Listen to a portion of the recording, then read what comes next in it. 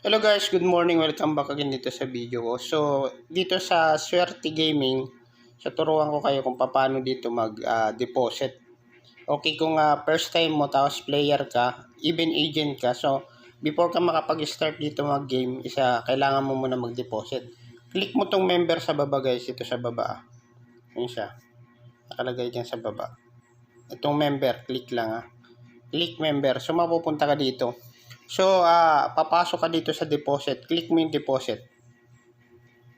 Okay, sa deposit, kailangan mo muna mag-bind. So, click mo yung bind. Bind muna. Lagay mo information, halimbawa yung sa akin, pangalan ko. Dali Post lang muna natin para mabili natin. So, yun pala, kailangan talaga na lagay pangalan sa taas, choose bank. Click mo yung bank. Okay, GCash kasi yung kadalasan. So, pwede ka gumamit ng iba, GCash. Tapos, fill up mo yung bank account number. So, yung bank account numbers, yung GCash number mo. Okay, sample sa akin Yan, GCash ko. So, then set mo yung transaction password. Transaction password, guys, parang pinaka-pin mo yan. So, 6-digit number. Okay, post natin Okay, na-set ko na yung transaction password, guys.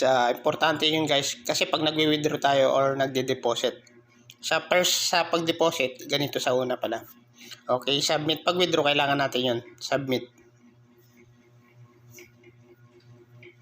Okay, so added na siya, successful, di ba? So, pwede na tayo ngayon yan mag-deposit. So, pag nag-deposit tayo, automatic yun siya. Click mo lang, 50 yung minimum. So, 50. Tapos, next mo lang siya. Kapag ka-agent ka, huwag ka mag-participate dito sa mga kasi lalaki yung turnover mo. Player lang dapat. Pag player ka, agent kasi ito, agent account. Okay, successful deposit. Dito sa account balance mo, guys, dito sa dashboard, makikita mo yan yung dineposit mo. So, pwede ka na ngayon mag-game. Punta ka dito sa dito. Pwede mo na siyang i-start mag-game. Click mo na yung mga game na available. Kung anong gusto mong game. So, may loto siya. Ito pa lang available game kasi bagong app pa lang to, guys.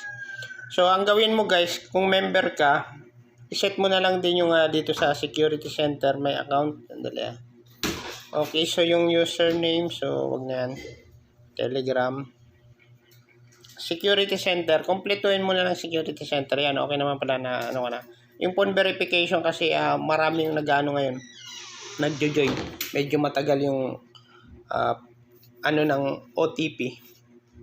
Yung code. So, personal information, input mo na lang din personal information mo. Tapos, email mo. Okay, sa akin, halimbawa, lagay ko na yung pangalan ko. Tapos, email ko. Then, i-save na lang din.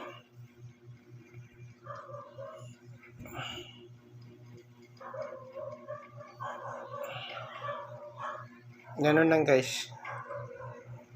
Dali kasi may red siya yung Telegram, kahit wag na.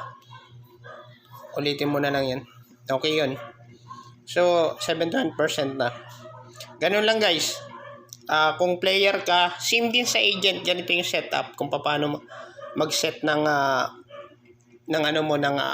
account mo or yung GCash mo. Then, pwede ka na mag-game. That's all, guys. Thanks for watching. Nasa baba yung link, guys. Kung gusto mo mag-join PM ako as agent, add kita sa GC. Kung player naman, nasa baba yung link. Laro ka as player.